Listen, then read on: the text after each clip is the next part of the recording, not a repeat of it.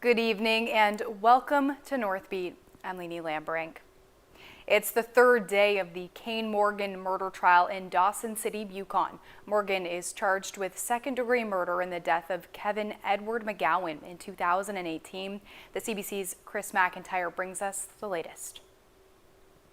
Today picked up where yesterday left off, with the Crown calling 4 more witnesses to the stand. One being a man who said that he spoke to Morgan immediately after McGowan was killed. Now, the man called RCMP and he tried to help resuscitate McGowan until EMS arrived. We also heard from the RCMP officer that responded to the call that night. We heard from a friend of Morgan who said that he was with Morgan after McGowan had been killed. Now, the final witness that we heard from today was a forensic pathologist who performed the autopsy on McGowan. He confirmed that McGowan's cause of death was due to blunt force trauma to the head and the neck. The jury was also shown RCMP photos and videos from the scene, some of which shown Kevin McGowan on the ground. For the first time, some of McGowan's family members were in the court, and they were visibly upset. Some of them were seen wiping tears from their eyes, and some of them even excused themselves when the videos were being shown. Now, court will take a day off tomorrow and reconvene on Monday. That is expected that Kane Morgan will take the stand in his own defense. Chris McIntyre, CBC News, Dawson City. Suspended Su Lin CEO Ron Barlas is back in court this week. Barlas is accused of stealing millions of dollars from the company in the 9 years he was on the job. Tl'otsulke Dene First Nation owns Su Lin Corporation. They first filed a lawsuit against Barlas in April last year. And this week, they're laying out their case in the NWT Supreme Court in Yellowknife. Sarah Krimilowski was there and she joins us now. Hi, Sarah. Hi, Leanie. So what are the accusations against Barlas? So there are a lot of accusations, all related to ways that he allegedly used his power as CEO of Su Lin to take money from the company for himself. The most serious accusation is that he funneled about $12 million of money from contracts that Su Lin had into a company that his wife owned through an agreement called a joint venture. The First Nation also says that he bought properties for himself with the company's money, including a home in Niven in Yellowknife.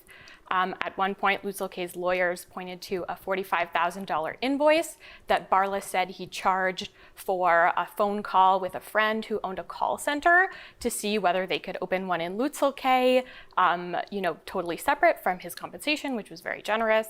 These are just some of the accusations. There are many more. In fact, the lawyers brought in 9 boxes of evidence to present on Wednesday. That is a lot of evidence to go through. How is Ron Barlas responding to all of this? So Barlas's lawyers won't present their arguments until April, so we don't know yet what they will say, but we do know that Barlas has maintained his innocence throughout. In an affidavit that he filed in the fall, he didn't deny that he took the money from Su Lin, but he said that it was part of his compensation for the good work that he did, and that everything that he did was approved by the director of the company's board. Basically, that the person who needed to know how much money he was getting did know, and they were okay with it. And what does the First Nation want to come from all of this? Yeah, so they're asking for a few things. One, they want Barlas permanently removed from his role as CEO and director of Su Lin. Right now, he's only suspended. And they want the properties that he bought with company money, to be taken from him and put into a trust. They also want him to pay back all the money that he took from the company. And crucially, they're asking Judge Karen Shaner, who was presiding, to order these things just based off the written evidence in the case with no trial. Again, Barlas's lawyers won't present until April, so we don't know the details of their arguments, but we do know that they will be saying that there should be a trial in this case. The First Nations lawyers, though, really argued that it's not needed because there's so much evidence, and a lot of it comes from things like emails and financial documents. They also say that some of the stuff that Barlas himself has said proves that he committed crimes, and they said that a trial would be really expensive for LKDFN, for the First Nation, and create unnecessary delay, and that ultimately that delay would make it less likely that the First Nation will get money back from Barlas. Okay, what's next in this case? So everyone will be back in court tomorrow, starting at 9:30 in the morning. And then the lawyers from Lutselk'e Dene First Nation will finish going through the evidence. They only got to 2016 yesterday, so they have to get all the way to 2022. And then in April, Barless's lawyers will get to say their piece. As for what happens after that, we don't really know. The judges do have a lot of discretion to decide what should happen in these cases, but it will be likely months until the case is resolved at the very least. Thanks for this, Sarah. Thanks for having me. Inuvik's main dentist is back in the community after being suspended from his practice in Quebec.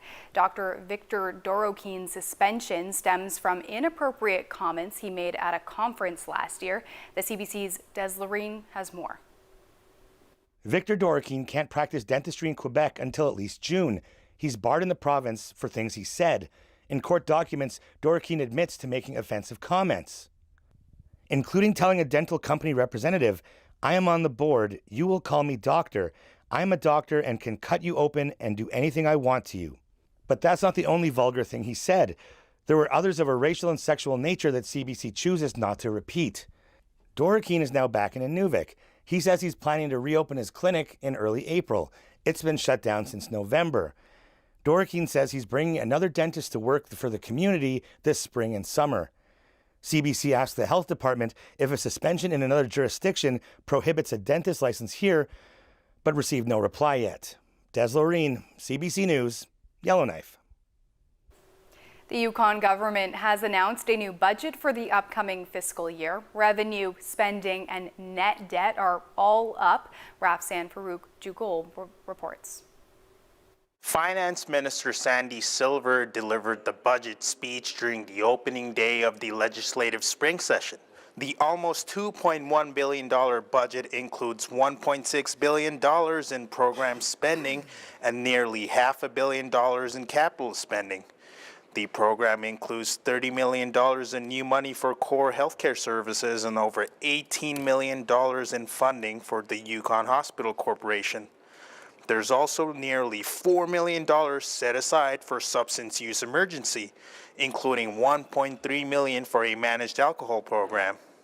I'll say it this way too. I have already announced that I'm not seeking re-election, so I know I'm not going to be the finance minister before the election, for the next election. I want to make sure that finance minister has a stable foundation to work from. That's my biggest goal. It's not about what the numbers are. It's about how we got to make sure that these investments are not just for today, it's for the future. On the housing front, there's new funding for projects in Watson Lake and Dawson City. There's also funding for the Yukon Housing Corporation's Ryder Apartments, a dilapidated 45-unit public housing building torn down last year. There's also big plans for infrastructure spending.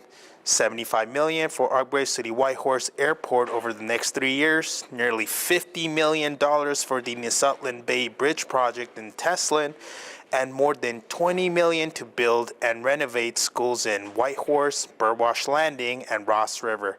Funding for the Skagway Ore Dock project and the Atlin Hydro expansion projects were notably missing from this year's budget. Finance Department officials have said that the project in Skagway is on hold until the Yukon government and Alaska officials can reach a deal. Reading the budget speech was actually a little bit wild because it was like reading the NDP CASA issues, right? So everything that they were congratulating themselves on about affordability were actually NDP initiatives that were negotiated through the confidence and supply agreement that we made the Liberals do. So the budget has a surplus of $119 million. That's thanks to higher transfers from Ottawa, which are based on population numbers, up more than $100 million. Recoveries from the federal government for program and capital spending are also up nearly $60 million. Government tax revenue is up almost $20 million, and net debt rose about $488 million. The fact that our spending is carrying us into net financial debt that we've never seen before. The Deputy Minister of Finance confirmed to the Public Accounts Committee just a few weeks ago that this is the lowest our net financial resources have ever been, and I think that should be concerning to all Yukoners. A $50 million contingency plan is also in place. It'll be used to cover expenses related to fire and flood responses and also to do with healthcare spending. Rafsan Farouk Jugo, CBC News, Whitehorse. During budget debate today, the leader of the Yukon Party said the governing Liberals are on a spending spree. He says Yukon is in its worst financial situation in more than 20 years. Here's part of his exchange with Finance Minister Sandy Silver. Mr. Speaker, when the Liberals took office in 2016, the Yukon's public finances were in a strong position. We had net financial resources of hundreds of millions of dollars, which meant that there was plenty of money in the bank. Fast forward to today, Mr. Speaker. After 3 years of a Liberal NDP government, the Yukon is in the worst fiscal situation since devolution. Just a few weeks ago, the Deputy Minister of Finance confirmed that we have the lowest net financial resources in a generation. Mr. Speaker, Yukoners cannot afford to continue the spending spree that the Liberal NDP coalition has been on for the past 3 years. How low does the bank account need to get before the government starts paying attention to the bottom line? Very interesting tact from the Yukon Party government, or Yukon Party and their government, that started the trend of the financial cash reserves actually being greater than the actual expenses, the actual revenues that we brought in. That trend started in 2013 under the Yukon Party government, and if it wasn't for a pandemic, Honourable Speaker, we would be in a much better position now, but we did spend a lot of money at that time for businesses and individuals to make sure that they had the supports that they needed during a global pandemic. If the member opposite will take a look at our long-term plan, we will get to a cash position or a revenues position being greater than an expense position very soon, within a couple of years, because of the good financial management of the Yukon Liberal government. So, Honourable Speaker, we have the envy of most jurisdictions. When you take a look at the budgets that are happening across Canada right now, the narrative from the Yukon Party just does not hold any water. The president of the Nunavut Employees Union is disappointed with his territory's latest budget, specifically the $15 million allocated for agency nurses. Jason Rochon says the money is short-sighted and not a solution for the chronic lack of healthcare workers in Nunavut. Agency nurses are hired on a temporary basis. They often come from the south, and they work for an agency, not the government of Nunavut. No one should be applauding a proposed budget that causes harm to people. And we were talking about a government that restricted health care last summer to communities in our territory, and comfortable would not be a word that I would use to describe that budget. Nunavut isn't the only place in Canada relying on agency nurses. They're used right across the country. Nurses often work with agencies for the increased pay and flexible hours. We asked the Nunavut government if it planned to use fewer agency nurses. We haven't received a response. 5 new vans will help elders in Nunavut get around. It's the first of 89 action items listed in the territory's Elders and Seniors Strategy. Premier PJ Ahiagok made the announcement today. The vans will allow elders to get to important appointments and to conduct day-to-day tasks such as buying groceries. The first vans will be in communities this sealift season. The Premier did not identify which communities will get the vans, but he says the government will be working with local councils to talk about their needs. It's about to get easier for couples living outside of Iqaluit to get a marriage license in Nunavut. There are 24 government liaison offices outside of the capital. Starting next month, they'll all be able to grant marriage licenses. Right now, couples can only get a license from someone appointed by the Justice Minister. Some say that takes too long. The government says it's also scrapping the $25 marriage license fee.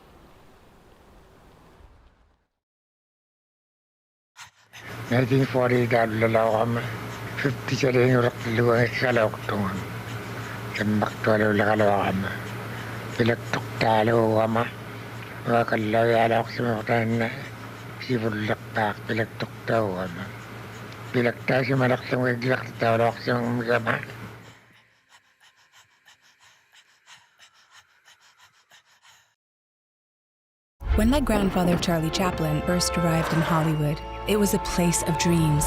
But my grandfather clashed with some very powerful forces in America. Are you a member of the Communist Party? Stand away from the stand! I'm Una Chaplin. This is Hollywood Exiles. It's about a war of ideas that tore apart friendships, ended careers, and affected families like mine.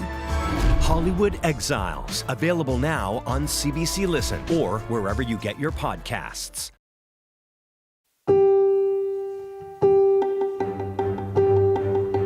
Hey, you're some friends, aren't you? Stand here and now you try and blackmail her. You disgust me.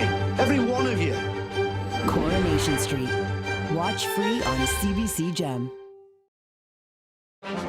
It makes sense that they get a larger share, or does it? Welcome to the Greenbelt. All of this, just single detached homes? Yes. What do we know? I think we can explain. About that with Andrew Chang. Watch free on CBC Gem. Bad hair days. We all have them. Even as scientists, I think I know my place. It's not making art. What? This is a whale? That's incredible. I'm piloting a boat in the fjords of Norway. I love this job. Someone broke into my gym locker, stole my hearing aid. I feel naked without my hearing aid. And my clothes. Didn't catch up. It's about the body hair, yeah? Yeah. Yeah, I know. It's a lot.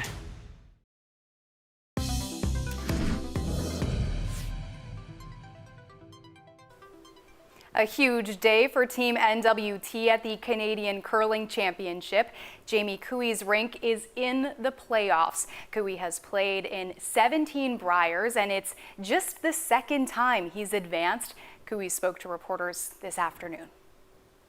Yeah, obviously that wasn't ideal. We had a couple shots to get out of it, didn't. So the momentum was all in their favor. But, I took a page out of my brother's playbook just to try to go to 10 and make sure you try to get your deuce, maybe get a chance for 3. I got the 2, and then you never know. Make them throw. So we made him throw a tough shot, and he just missed it, right? Feel for him. They played a great game, great week. But yeah, just pretty incredible moment. Talk about the emotions you're feeling right now. Oh, it was just wild. Our fans came down to see us right after, right? So everyone was crying and got me going and everything. Dad's crying, and I haven't seen Mom yet. She's kind of hiding in the background there somewhere. But my wife had to go home early this week, so I'm missing her right now. But I wish she was here for that moment. But sure, she saw it on TV with the kids, hopefully. So. What does it mean to you to skip a team to the playoffs again?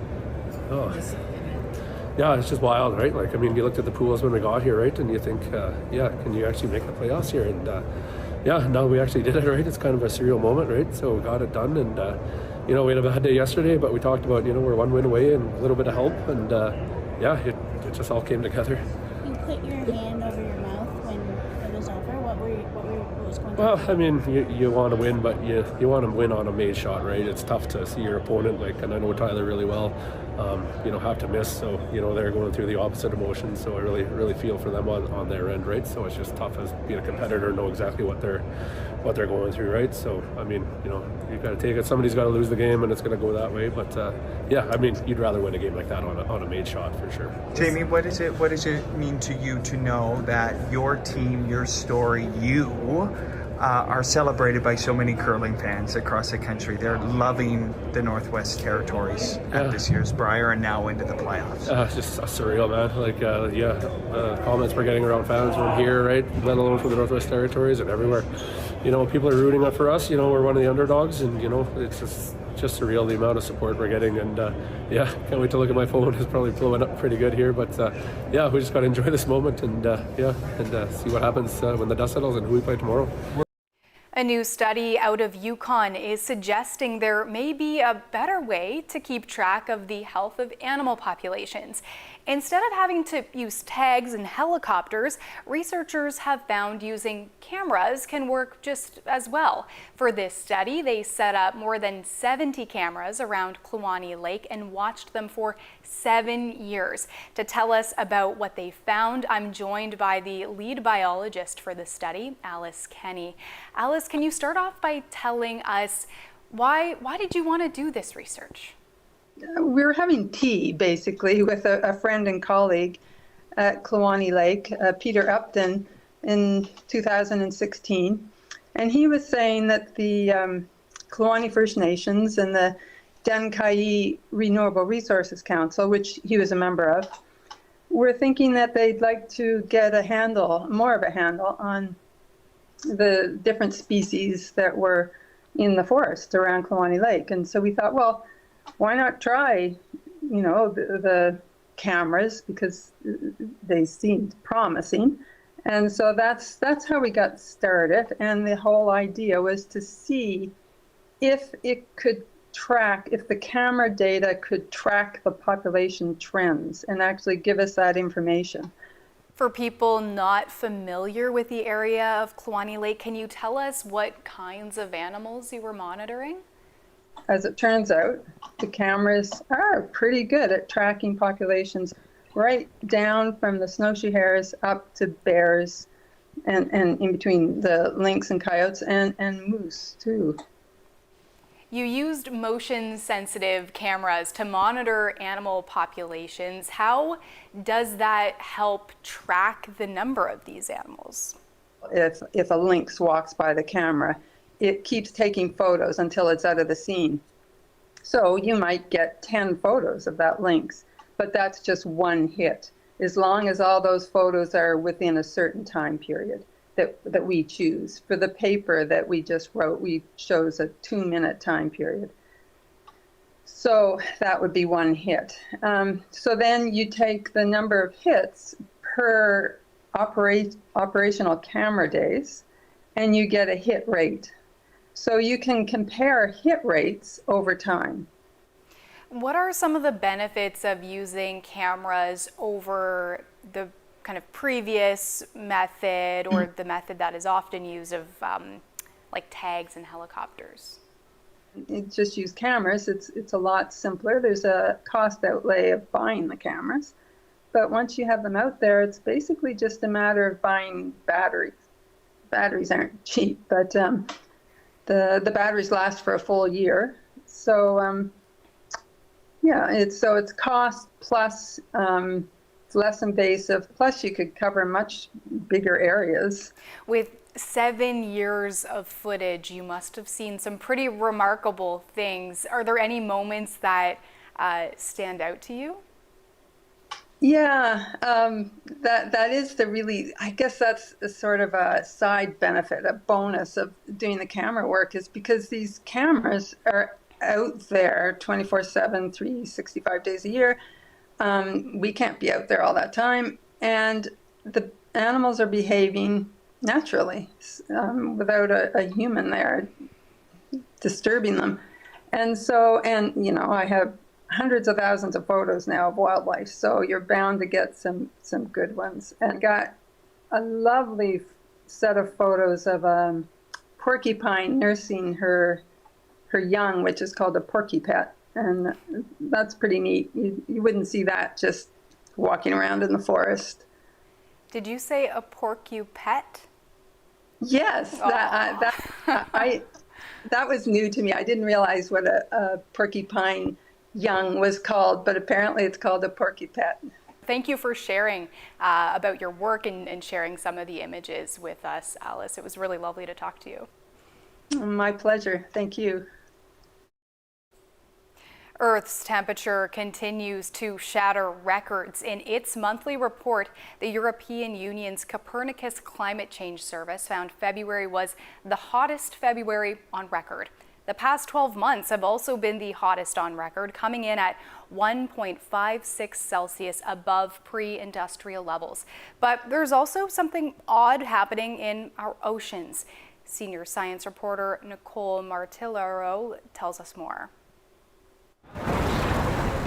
If this story sounds familiar, it's because it is. Month after record-breaking month, global temperatures continue to rise, making the climate crisis come into plain view, bringing record-breaking wildfires, heat waves, rainfall, and that's just on Earth's surface. Our oceans, which make up more than 70% of our planet, are also heating up. The Copernicus Climate Change Service found that sea surface temperatures in February reached an all-time high of 21.06 degrees Celsius, beating out last August's record temperature. While there is an El Niño event in the Pacific Ocean, which brings warmer water with it, it's just not enough to explain the anomalous temperatures, experts say. Scientists are particularly concerned about what these high ocean temperatures could mean for our delicately balanced ecosystems. These marine heat waves can do a number on our marine ecosystems who are not ready for that long and that warm a water. So I'm worried about our coral ecosystems and bleaching. It's a dangerous game we're playing with our ocean. And experts say it's unlikely that there's a single cause for the abnormally high temperatures.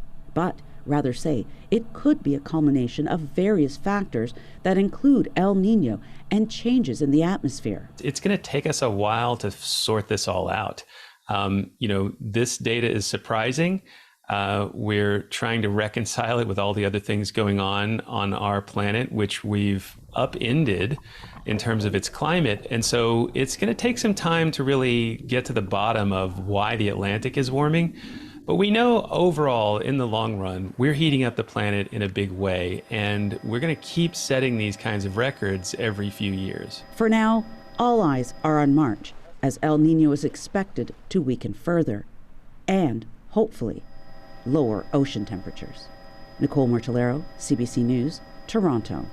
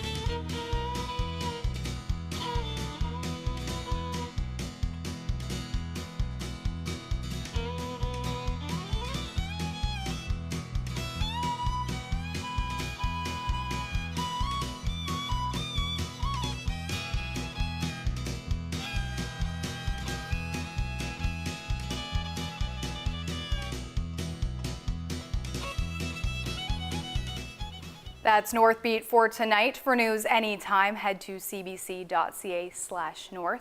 We're going to end our show in Edmonton. That's where the Casho Gotine drummers are tonight. They were drumming for patients at the Royal Alexandra Hospital earlier today, and tomorrow they're doing it again at Larga Edmonton. Thanks for watching. I'm Lainey Lambrink. Have a good night.